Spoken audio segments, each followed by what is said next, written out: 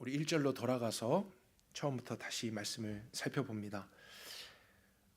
들으라 부한 자들아, 너희에게 이 말 고생으로 말미암아 울어라 통곡하라, 이렇게 시작하고 있고요. 앞에와 또 다른 주제로 새롭게 넘어가고 있습니다. 들으라 부한 자들아, 부자들아, 부유한 사람들아, 이렇게 말하는데요. 7절에 보면은 그러므로 형제들아 나오죠. 또 9절에도 형제들아 서로 원망하지 마라. 10절에도 형제들아. 그래서 이 형제들하고 대비되는 대상이 1절에 나오는 부한 자들아입니다. 야고보서에서 형제들아라고 말할 때는 믿는 사람들, 그리스도인들을 일컫고 있었죠. 그들을 향해서 교훈을 주는 메시지였고, 이제 그들과 대비되고 있는 이 부한 자들은 하나님을 믿지 않는 자들이겠죠. 진리를 따르지 않는 자들.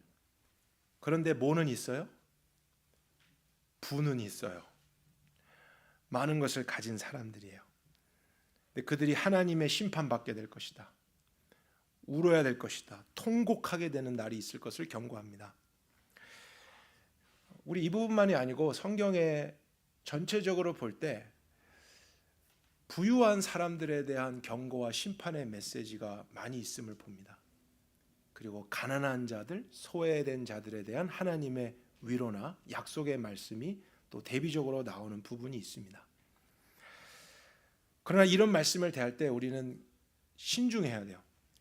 왜냐하면 그 몇 단어나 또 구절만을 보게 되면은 이런 오해가 쉽게 생길 수 있잖아요. 하나님은 부자를 싫어하시는구나. 가난한 사람만 사랑하시는구나. 그리스도인들은 가난해야 되는구나. 부유하면 안 되는구나. 부자는 다 지옥 가는구나. 가난해야 천국 가는구나. 이런 오해들이 분명히 생길 수 있습니다. 아니라고 해도 우리 마음속에 괜히 부유하고 잘 사는 사람은 악한 사람, 나쁜 사람, 이런 이미지가 금방 떠오르고, 가난한 사람은 선한 사람, 믿음 있는 사람, 이런 이미지가 있을 때 있어요. 하지만 성경에서는 돈을 사랑하지 말라, 돈이 우상이 될 수 있다는 경고를 하고 있지만 돈을 가진 것 자체가 죄라고 말하는 구절은 한 구절도 없습니다. 돈이 없는 자체가 믿음이라고 말하는 구절도 한 구절도 없어요. 돈을 많이 가진 사람이라 해도 믿음으로 순종하며 사는 사람들이 있습니다. 성경에도 있고 오늘날 우리가 살아가는 시대 속에서도 내가 알지 못해도 그런 사람들이 분명히 있습니다. 돈을 많이 갖지 못한 사람이라 해도 믿음으로 살지 않는 사람들이 많습니다. 그렇죠? 원하지만 못 갖고 그렇다고 하나님을 찾거나 이러지 않는 사람들도 많습니다. 그러니까 오늘의 핵심은 이 부가 잘못인가 또 가난한 것이 옳은 것인가, 이런 문제는 아니기 때문에 여기까지만 제가 말씀드리고요. 1절에서 야고보가 비판하고자 하는 이 부유한 자들, 부자들은 야고보서 안에서 이미 앞에 언급되었던 사람들이에요. 이미 몇 번 그런 부유한 사람들에 대해서 말씀을 전한 적이 있었거든요. 우리가 2장을 가서 어떤 사람들이었는지 한번 확인하고 다시 돌아오겠습니다.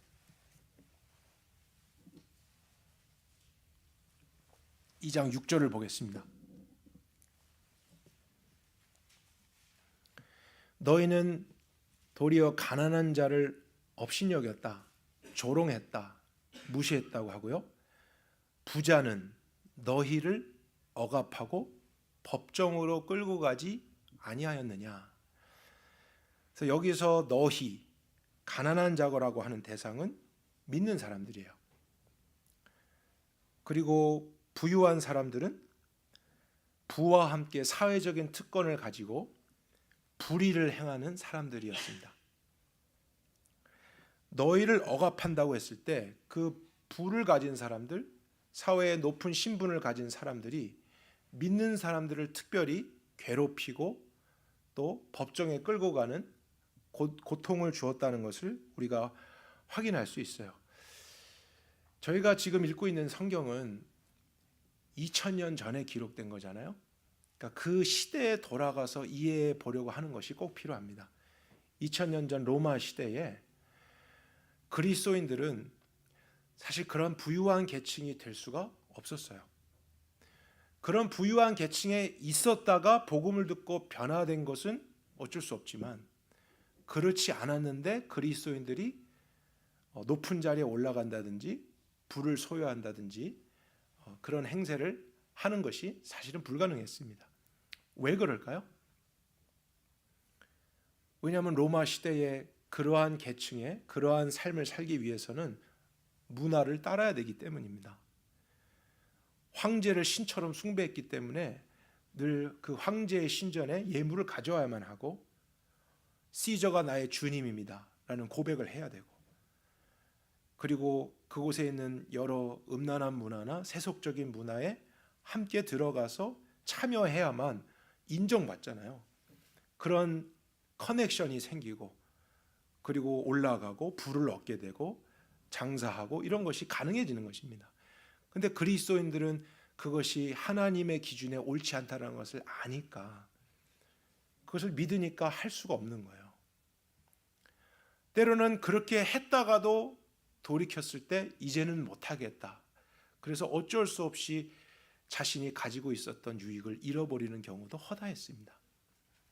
그래서 성경에 가난한 자들이 그리스도인으로 많이 묘사되고, 부유한 사람들은 그럼에도 계속 그런 삶을 살아가는 사람들로 묘사되고 있는 것입니다.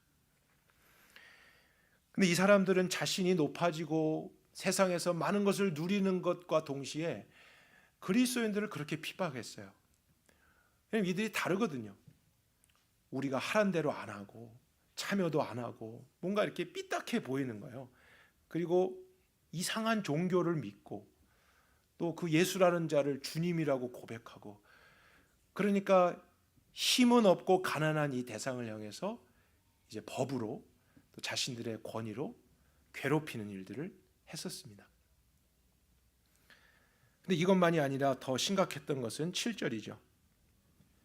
그들이 너희에게 대하여 일컫는 바 그 아름다운 이름을 비방하지 아니하느냐.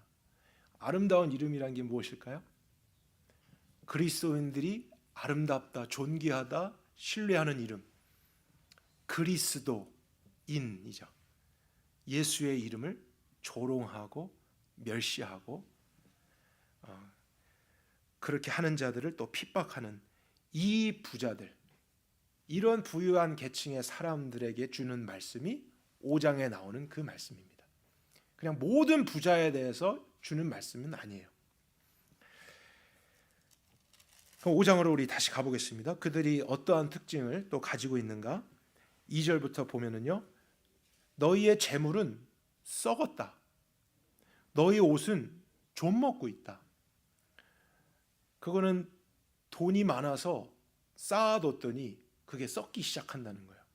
옷이 너무 많아갖고 막 촘촘히 있으니까 좀을 먹기 시작하는 거예요. 그리고 3절을 보면서 제가 좀 생각을 했는데요, 너희의 금과 은이 녹이 슬었대요. 여러분, 금과 은은 사실 녹이 슬지 않는 것으로 알고 있어요. 그래서 세상에서 귀하게 여기는 거잖아요. 근데 금과 은이 녹슬 정도로 많이 가졌고 쌓아두었고 그것이 깊이 있다라는 거예요. 이렇게 하는 까닭은 많이 가졌지만 자기를 위해서만 쌓아둔 것이죠.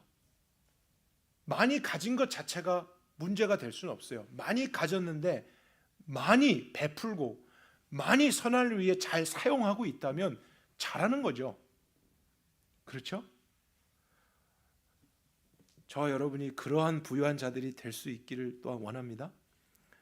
근데 많이는 받았는데 나를 위해서만 쌓아두고 아끼고 베풀지 않는 거. 그래서 썩고 있어요. 버려야 돼요. 근데 이제 더 심각해 보이는 문제가 4절부터 나옵니다. 보라, 너희 밭에서, 밭도 있어요. 논도 있고 땅이 있는 부자들이에요. 일꾼들이 있습니다. 근데 그 추수를 하는 일꾼들에게 삭슬 주질 않으니까 추수할 때에 사람들이 원래는 어떻게 해야 되죠? 추수하는 날은 파티하는 날이에요. 와, 1년 동안 농사해서 이렇게 이제 수확하고 나서 주인도 종들에게 수고했다 베풀어 주고 보너스 받고 우리 맛있게 이제 먹자 그렇게 즐기는 날이 추수의 날입니다. 월급 날이야. 보너스 받는 날. 근데 추수하면서 왜 일꾼들이 울어요? 슬퍼해요? 이렇게 많은데 나에게 주어지는 것은 하나도 없을 것을 알기 때문이에요. 이렇게 추수할 게 많아도 주인은 또 혼자 다 가져가고 창고에 쌓아두겠지. 저렇게 아직도 예전에 거둔 거 그대로 있고 썩고 있는데. 근데 그 일꾼들은 오늘에 먹을 양식이 필요한 거예요. 부양할 가족들이 있다고요. 근데 그런 사람이 주인의 눈에는 안 보이고 가난하니까 무시하고 자기 마음대로 이기적으로 살고, 근데도 돈이 있으니까 힘이 있어요. 주인이 불의한 걸 알지만 왜 이렇게 불의하세요? 따질 수가 없어요. 억울하게 일을 하는데 일을 그만둘 수가 없어요. 왜냐하면 이 일이 아니면 또 어디서 일도 찾기가 어려운 거예요. 그래서 울면서 삭히면서 아파하고 있는 사람들. 근데 그들의 우는 소리를 누가 들었다고 되어 있습니까? 만군의 주께서 듣고 계신다.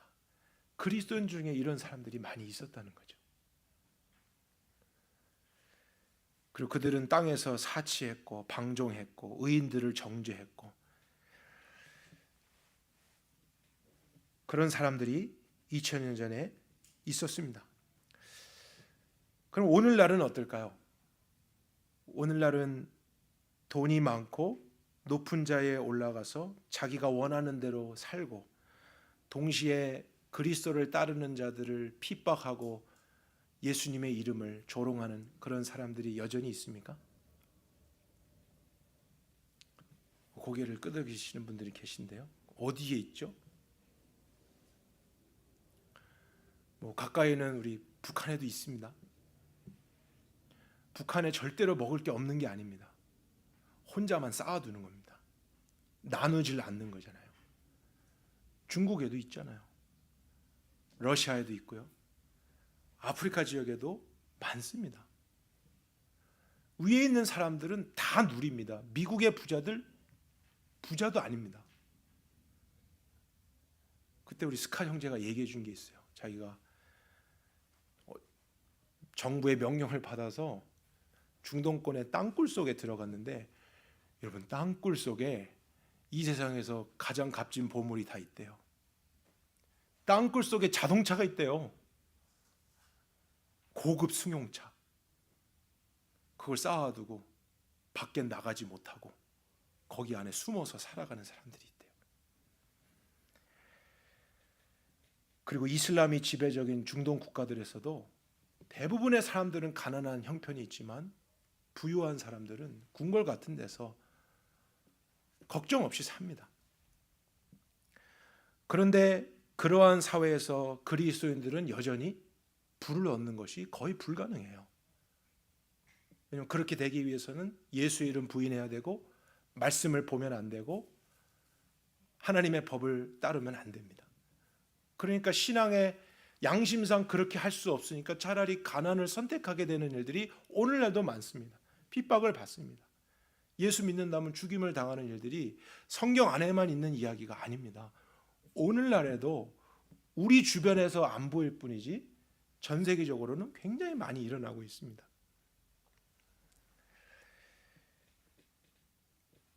우리가 살고 있는 미국이나 한국, 유럽 국가들은 어떨까 이렇게도 생각을 해봤는데요.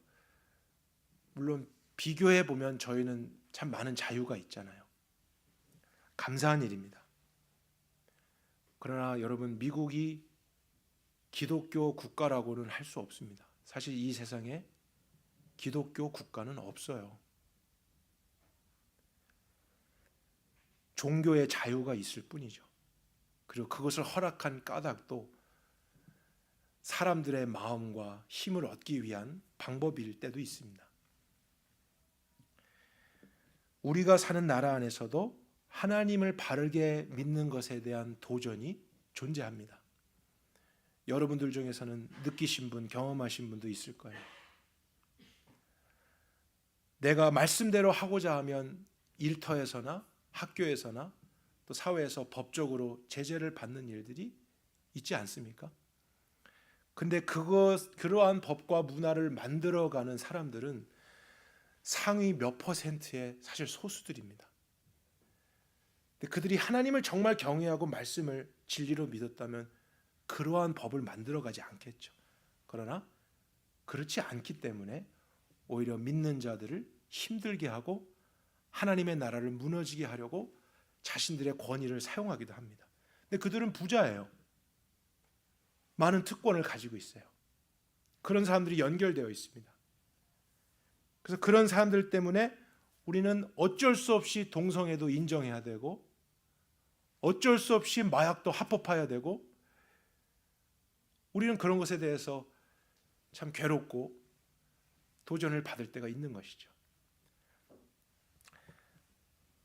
사람들이 돈을 중요하게 여기는 이유는 돈이 가진 그러한 힘이 있기 때문입니다. 정치나 경제나 사회나 문화나 교육이나 심지어 예술, 교육, 어떠한 것이라도 돈이 있으면 바꿀 수 있고 마음대로 할 수 있는 것이 이 세상입니다. 우리가 모르는 돈의 세계가 정말 있더라고요. 저희 같은 사람은 전혀 알 수 없는 돈이 움직이는 세계가 있고 그 사람들끼리 연결된 모습이 정말 있습니다. 근데 그 부를 가지고 불의를 행하고 이기적으로 살며 특별히 또 믿는 자들을 힘들게 하는 이러한 일들이 오늘날도 일어나는 것을 볼 때 저희는 성경의 말씀을 이제 눈으로만 보는 게 아니라 삶으로 경험하게 되는 것이죠. 그래서 성경도 그런 돈의 힘을 인정하기 때문에 하나님과 재물을 겸하여 섬기지 말라고 했습니다. 돈을 하나님과 같은 선상에서 비유하고 있어요. 사람들은 그만큼 돈의 힘을 알기 때문에 하나님 말고 돈을 숭배하려고 한다는 것입니다.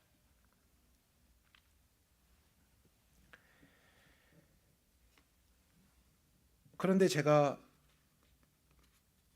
이러한 고민을 한 적이 있습니다. 돈을 많이 가진 사람들, 또 세상에서 많은 것을 누리는 사람들이 불의한 모습, 이기적인 모습, 또 하나님의 보시기에 악한 것을 행하고 있는데도 불구하고 문제없이 살아가는 것을 볼 때 질문이 될 때가 있어요. 그리고 동시에 나를 본 때 나는 하나님을 나름대로 열심히 믿고 따르려고 하는데 돈이 잘 안 생기네. 또 내 자녀들을 볼 때 기도하면서 하나님 뜻대로 양육하려고 하는데 아이들은 방황할 때가 있고 안 믿는 집 자녀들은 왜 이렇게 잘 되는 것 같죠? 부모에게도 잘하는 것 같고 얘네는 뭐 공부도 잘하고 학교도 잘 가는 것 같고 결혼도 잘하고 막 이럴 때가 있는 거예요. 우리 가정을 보면 오히려 믿고 주님을 섬기고 말씀대로 하려고 하는데 때론 갈등도 있고 어려움을 당할 때도 있는데 일요일 날 교회도 안 오고 가진 사람들 막 가고 싶은데 다 가고 가족여행 많이 가고 뭐 안 믿는 가정이 막 더 부러워 보이는 거예요. 행복해 보이고 편안해 보이고. 여러분은 지금 한 사람도 표정이 안 움직이셔서 이런 생각을 하셨던 분이 없나 봐요. 그래서 굉장한 교회 앞에 제가 서 있어요. 저만 이런 생각을 했던 것 같아요. 얼마 전에도 제 아내하고 같이 일하는 동료가 미국 그 미식 축구 슈퍼볼 게임이 지난달에 있었잖아요. 근데 그거를 그 전체 회사의 CEO하고 같이 보러 갔대요. 그랬어?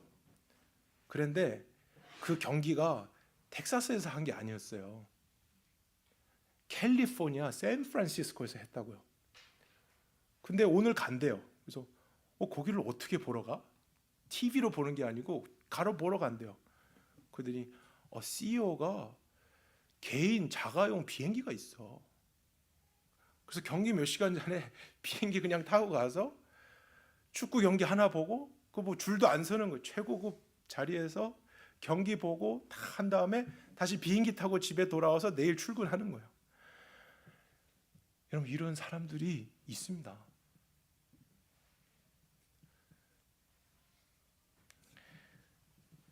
그리고 얼마 전에 우리 아마존의 CEO도 뉴스된 적이 있었어요. 왜냐면 결혼을 했는데 이탈리아 도시 전체를 빌린 거예요. 결혼식을 하려고.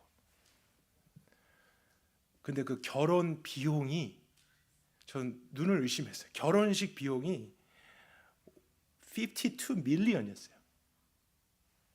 한국어 하나로 한 사람은 700억. 결혼식이. 우리 같은 사람은 평생에 1억만이라도 모이면 좋겠다. 평생에. 근데 이 사람은 700억을 하루에 쓸 수 있는 이런 다른 세계의 사람들이 있는데 세상이 그런 사람들에 의해서 움직여가는 것을 봐요. 그들로 인해서 법이 바뀌어지고 또 문화가 바뀌어지고 사회가 변화되고 있는 것. 근데 그들의 어떤 불의함이나 옳지 않은 것, 성경적인 가치관과 반대되는 것이 나쁜 거야. 그러면 안 되지. 그렇게 말을 하면서도 가끔은 보면서 그런데 나는 왜 이렇지? 나는 하나님을 잘 섬기는데 왜 늘 이렇게 어렵지? 저들은 왜 이렇게 잘 살지? 성공하는 것 같지? 이런 부러움과 시기가 일어날 수 있어요.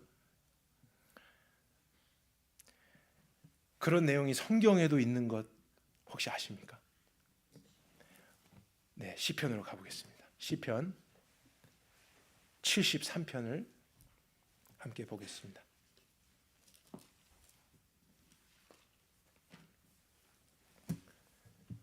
그리고 이따 다시 야고보서 돌아올 겁니다. 73편. 이것은 고대 당시 이스라엘의 찬양 리더에 해당됐던 아삽이라는 사람이 지은 시입니다. 1절에 멋있게 시작합니다. 하나님이 참으로 이스라엘 백성 중에 마음이 정결한 자에게 선을 베푸시는 걸 압니다. 하나님은 정말 그런 분이십니다. 고백을 합니다. 근데 2절부터 솔직한 마음을 얘기해요. 그런 하나님이신 줄 알지만, 영어로는 but, 그러나 이렇게 시작하면서 나는 거의 넘어질 뻔했습니다. 내 걸음이 완전히 미끄러질 뻔했습니다. 왜냐하면 악한 사람들의 형통함을 보고 배가 아파서, 오만한 자를 내가 질투하는 마음이 생겨서 나 실족할 뻔했습니다. 고백합니다. 그들은 죽을 때에도 고통이 없다고 번역했는데 더 정확하게 번역하면 죽을 때까지예요. 그러니까 죽기 직전까지 살아가는데 고통이 없어요.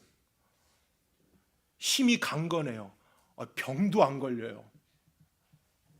아프질 않고, 사람들이 일반적으로 당하는 고난도 없고, 사람들이 당하는 재앙도 없어요. 그러니까 이들은 불의해, 나쁜 거야 하면서도 그게 한편으로는 부러운 거예요. 그러니까 교만해지고 마음대로 행하고. 7절, 우리 너무 배 아픈 구절이 있어요. 그들의 소득은 자기가 원하는 것보다 많아요.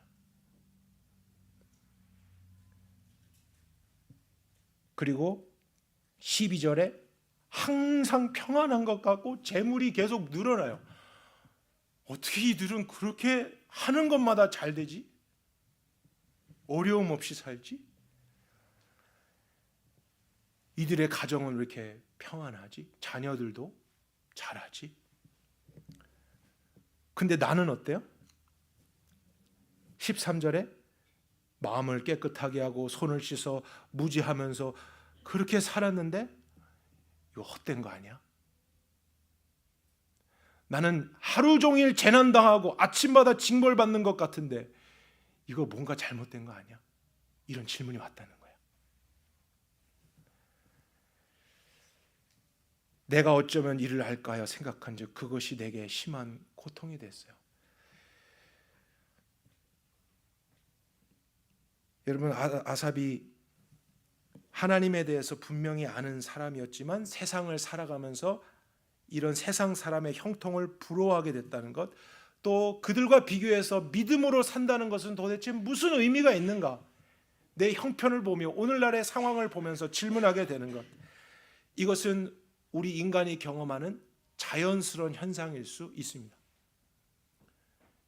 여러분이 그러한 마음을 혹시 있다면 숨기지 않았으면 좋겠어요. 질문하십시오. 고민하십시오. 그러나 그 답이 반드시 있습니다. 아삽이 그렇게 고민하다가 17절에 답을 발견합니다. 그래서 그 고민 중에, 어려움 중에, 괴로움 중에, 부러움을 느끼는 중에 그가 어디를 갔어요? 하나님의 성소에 들어가게 됐어요. 뭐 그게 의무 때문인지 행사 때문인지 하여튼 이런 마음을 가지고 하나님의 성소에 갔는데, 그 당시에 하나님의 성소라는 것은 하나님의 임재가 있는 곳이죠. 그곳에 하나님이 내려오셔서 함께 하신다 그랬으니까 그곳에 갔다라고 하는 것은 하나님께 가까이 갔다는 거예요. 그러니까 하나님과 좀 멀리 있을 때는 이러한 생각들이 나를 괴롭게 해요. 비교해요. 그들이 아닌 걸 아는데도 좋아 보이고, 나는 맞는 것을 행하는 것 같은데 불행해 보이고, 이러한 괴로움이 우리 그리스도의 삶에 있는데, 하나님께 가까이 나오게 될 때 그 문제의 해결이 나타난다는 것입니다. 그 하나님의 성소에 들어갈 때 그들의 종말을 내가 깨달았습니다. 종말은 그들의 마지막이죠. 이 땅에서 어떠한 것을 누리고 어디까지 올라갔든지 그들의 마지막에 대해서 확실하게 깨닫게 되었다는 거예요. 왜냐하면 하나님이 마지막에 심판하실 것이기 때문입니다. 하나님이 처음과 마지막을 붙잡고 계신 주님이시기 때문이에요. 주님이 어떻게 하시는가 봤더니 그들을 미끄러운 곳에 두셔서 파멸에 던지신다요. 그들이 어찌 그렇게 갑자기 황폐하게 되었는가? 그렇게 높이, 그렇게 많이 가지며 풍성한 삶을 살았는데 갑자기 다 잃어버리는 거예요. 하나도 남지 않게 되는 거예요. 놀랄 정도로 그들은 전멸하였나이다. 그래서 사람이 꿈을 꾼 것처럼 주께서 깨신 후에 그들의 형상을 멸시하시고, 이런 것을 볼 때에 내 양심이 찔림을 얻게 되었다고 고백해요. 내가 이것을 잊은 채 내 육신의 눈으로 세상을 보다가 그것을 부러워하면서 미끄러질 뻔하고 원망하고 그냥 하나님을 안 믿으며 저렇게 나도 살까? 이런 생각을 했던 것이 찔림이 돼서, 주여, 22절, 내가 이렇게 무지함으로 짐승 같은 생각했습니다. 마치 육체만 있어서 죽으면 흙으로 돌아갈 것으로만 짐승같이 생각했습니다. 그러나 나에게는 하나님의 형상이 있지 않습니까? 영혼이 있지 않습니까? 나를 만드실 때 영원한 존재로 만들지 않았습니까? 그걸 하나님께 가까이 올 때 깨닫게 됐다는 거예요. 내가 항상 주와 함께하니 주께서 내 오른손을 붙드시니. 그리고 뒤로 가볼까요? 28절. 우리 28절은 같이 읽도록 하겠습니다. 하나님께 가까이함이 내게 복이라. 내가 주 여호와를 나의 피난처로 삼 주의 모든 행적을 전파하리라. 하나님께 가까이함이 우리의 복이신 줄 믿으시길 바랍니다. 주님은 우리의 피난처라는 것은 이런 것을 느끼며 살 때도 주께 오면 우리를 보호해 주신다는 거예요. 그분이 우리를 내쫓지 않으십니다. 우리의 연약함을 이해해 주시되 그러나 깨닫게 하시죠. 그리고 했던 고백이 우리가 찬양으로도 부르고 제가 오늘 아침에 기도했던 내용이에요. 25절에 하늘에서 주 외에 누가 나에게 있겠습니까? 땅에서는 주님밖에 내가 정말 사모해야 될 자 없습니다. 사모해야 될 것 사실은 없습니다. 영원한 것은 없기 때문입니다. 내 육체와 마음은 어떻다고요? 쇠약하나, 더 바르게 번역하면 넘어지기 쉬우나 실패하기 쉬우나, 그게 우리예요. 그러나 하나님은 내 마음을 지켜주시는 반석이 되시고 나의 영원한 분깃이 되십니다. 내 영원한 기업, 영원한 소유. 그래서 세상이 끝나도 잃어버리지 않을 것이 바로 하나님입니다. 거기에 소망을 두고 붙드는 자, 그는 흔들렸을지라도 넘어지지 아니하며 우겨싸움을 당할지라도 그는 결코 이 세상에 짓밟힐 수가 없는 것이죠. 하나님께 가까이 올 때, 하나님의 성소에 들어왔을 때 이런 깨달음이 오면서 그는 이겨낼 수 있었습니다. 저와 여러분에게도 야고보는 똑같은 메시지를 주고 있는 거예요. 세상 사람들, 하나님을 안 믿는 사람들 잘못된 것을 행해요. 말씀의 가치관에 맞지 않고 악해요. 근데 그들이 잘 살아요. 고통이 없어 보여. 그들이 누리는 것이 화려해 보이고, 그들의 집을 보면서, 또 그들의 가정을 보면서, 자녀들을 보면서, 근데 동시에 나에게 있는 것을 볼 때 불평할 때 있고, 나는 믿음으로 사는데 왜 이렇게 안 되지? 정직하게 일하는데 왜 이렇게 안 모이지? 오히려 더 갈등이 생길 때 있고, 우리의 가정과 관계와 자녀들과 내 삶의 심지어 건강도 잃어버리게 될 때 하나님 믿는 것이 정말 의미 있을까? 오늘 여러분 중에 이러한 고민이나 어려움이 찾아오신 분 계시다면 권면드립니다. 하나님께 더 가까이 오시길 바랍니다. 진리에 더 가까이 오시길 바랍니다. 여러분이 지금 멀리 있다는 뜻이에요. 하나님께 좀 멀어져 있다는 사인입니다. 그럴 때 그것이 너무 크게 보입니다. 그 질투와 시기심에 우리는 사로잡힐 수 있습니다. 야고보서 5장, 그래서 그 부유한 자들과 대조해서 야고보가 주는 권면을 한번 들어보십시다. 7절, 그러므로 형제들아, 주께서 강림하시기까지 다시 오시는 그날까지 길이 참으라. 이것이 우리가 할 수 있는 것입니다. 반드시 끝이 있고 주님은 반드시 다시 오십니다. 그래서 영원한 소망을 우리는 가질 수 있는 것입니다. 8절에 길이 참고 마음을 굳건하게 하라. 주님의 강림은 가까운데 형제들아 서로 원망하지 마라. 주님은 그리스도인들이 잘 믿으면 세상의 것을 더 많이 주시겠다고 약속하신 적이 없어요. 그러나 하나님의 다스림을 추구하는 자에게는 그 나라의 삶을 살아가는데 필요한 모든 것은 주시겠다 약속하셨어요. 우린 그것을 경험하면서 살아가는 거죠. 필요한 만큼 주신다. 근데 필요 이상으로 주신다는 약속은 없어요. 혹시 필요 이상으로 주실 때가 있다면 저는 분명히 하나님 그럴 때도 있다고 경험했고 믿습니다. 하나님은 왜 때로는 필요 이상으로 우리에게도 주실까요? 앞에 있는 부유한 사람들처럼 살라고 주시는 것은 절대 아니겠죠. 필요 이상으로 주어졌으니까 나를 위해서 또 쌓아두고 나누지 않고 이기적이 되고 내 주변에 필요가 있는 자들이 보이질 않으며 나의 가족, 나의 인생, 나의 미래, 돈을 의지해 가라고 필요 이상으로 주시는 분 아니십니다. 혹시 하나님 필요 이상으로 주셨을 때는 우리가 그것을 주님의 뜻을 위해서 아름답게 사용하라고, 흘려보내라고, 거기에서 주님은 영광을 받으시는 거죠. 또 그것을 경험한 사람들은 우리를 감사할 때도 있지만 기도하는 중에 하나님이 이렇게 주셨구나, 하나님을 또한 경험하게 되는 건 아니겠습니까? 11절, 보라 인내하는 자를 우리가 복되다 하나니 너희가 욥의 인내를 듣지 않았느냐. 마지막으로 야고보가 욥을 예로 들고 있습니다. 욥의 결말을 보면서 그런 주님이 너의 주님이시다, 그것을 신뢰하며 살아가라는 것이죠. 욥은 하나님과 바른 관계 속에서 살았습니다.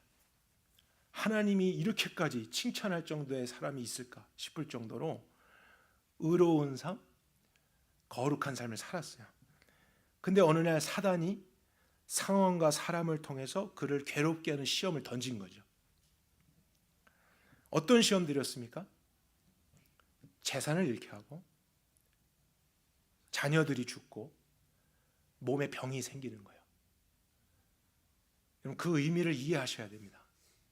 그가 잘 믿었는데 세상적으로는 실패하는 거예요. 잃어버리는 거예요. 가정에 어려움이 오는 거예요. 그럴 때 사단이 목적한 것은 뭐냐면, 너가 하나님 잘 믿으며 살아가는 것이 무슨 소용이 있냐요.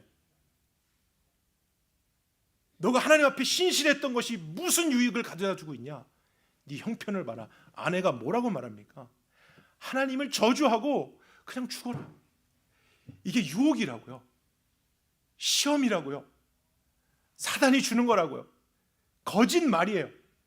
진리는 그게 아닌데, 사람을 통해, 상황을 통해 여러분에게 오늘도 많은 거짓의 말들이 다가옵니다. 믿음으로 사는데 이게 뭐냐, 왜 안 되냐. 그런데 믿지 않는 사람들이 너무 잘 되는 거예요. 어려움도 없는 거예요. 평안해 보이는 거예요. 그게 부러워지는 거예요. 나도 믿음으로 살지 말까? 마음대로 가버릴까? 할 수 있을 것 같은데. 그러나 욥이 이 시험이 끝나는 순간이 왔습니다. 언제 끝났습니까? 앞에서의 표현대로 하면 주님이 오실 때 끝났어요. 하나님이 나타나시니까 끝났어요. 질문이 멈췄어요. 하나님을 직접 보니까, 하나님 왜 그랬어요? 이 질문이 안 나와요. 그것보다 내가 눈으로 직접 주를 배우니 회개합니다. 이것이 아니었다는 것을 이제는 내가 고민할 정도가 아닙니다. 죄송합니다. 우리가 알지 못하는 것이 많다라는 거예요. 그러나 믿음으로 살아가는 결말은 언제나 선하고 후회가 없고, 아멘이십니까? 우리의 삶에 영원한 반석이 된다라는 사실입니다. 그날에 우리는 더 많이 갖지 못한 것을 후회하지 않고, 더 이 땅에서 믿음으로 살지 못한 것을 후회하게 될 거예요.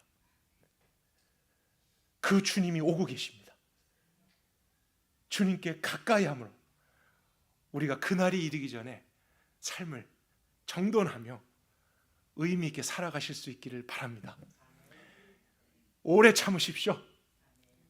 주님을 바라보시면서 인내하십시오. 또 우리가 함께 격려해 가십시다. 서로의 어려움을 위해 기도하십시다. 우리에게 주신 것, 나의 필요보다 더 주신 것이 혹시 있거든. 이번 달에도, 이번 주에도 어디 없을까? 필요한 사람 어디 없을까? 주님, 이것을 어떻게 사용할까요? 물으면서 물질과 세상의 다스림을 받는 게 아니라 그것에게 명령하고 다스리고 주님의 뜻대로 아름답게 선한 삶을 살아갈 수 있는 하나님의 거룩하고 존귀한 백성들이 되실 수 있길 바랍니다. 살아계신 주님, 오늘도 우리의 왕으로서 우리를 다스리시고 통치하시죠. 우리는 한 치 앞도 몰라서 내 마음대로 계획하고 그 뜻을 따라 살아가고 싶을 때 있는 자들이지만, 오늘 다시 한번 영혼의 관점으로 우리를 초청해 주셔서 감사합니다. 세상의 일들 바빠서, 또 세상의 소식이 너무 긴박해서 하나님과 진리에서 잠시 멀어졌을 때 우리 마음에 시기와 질투가 일어났던 것을 고백합니다. 믿지 않는 친구들, 동료들, 주변의 사람들이 잘 살고 형통하고 많이 가졌고 건강하고 아름답고 그들의 가정과 부부의 관계와 자녀들을 보며 나는 믿는데 왜 이러지? 하나님 뜻대로 사는 것이 맞는가?